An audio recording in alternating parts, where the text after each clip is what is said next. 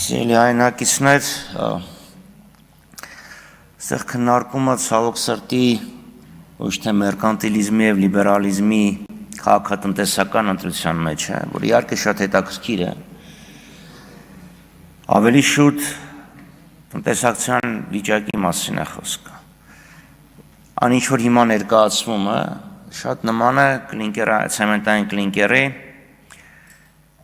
տուրքերի փոփոխությանը։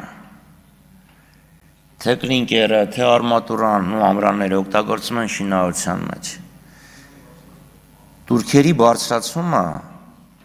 մի նպատակ ունի։ Փոքրացող շուկայում ապահովել տեղական արտադրողին, եթե շուկան լիներ մեծ եւ ընդարձակվող, տեղ բոլորի համար կլիներ։ Բայց քանի որ շինարարությունը չի կարող անվերջաճել, հարկային օրենսգիրքը փոխելով, սահմանափակելով եկամտահարկի հետվերադարձի ժամկետը 25 թվականով Երևանով, շինարարությունը արագ աճեց քաղաքում, Երևանում։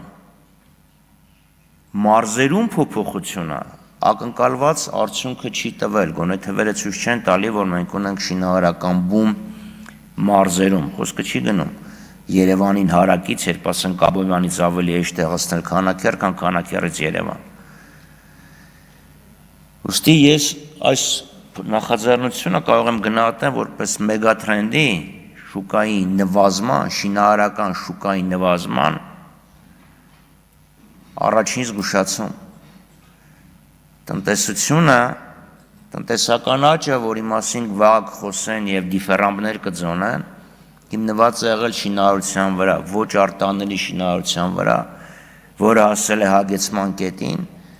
եւ մեզ սպառնում են բավականին ծանր օրեր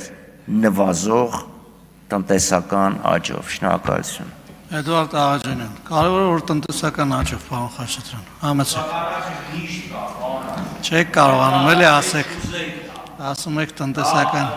նվազող տնտեսական աճ։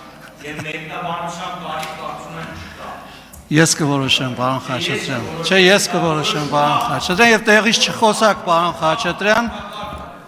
եւ պարոն Խաչատրյան, խնդրում եմ տեղից չխոսել եւ չմիջամտել իմ աշխատանքին։ Համեցեք։ Պարոն Խաչատրյան, ձեզ նախազգուշացում եմ հայտարարում եւ խնդրում եմ այլևս չմիջամտել իմ աշխատանքին։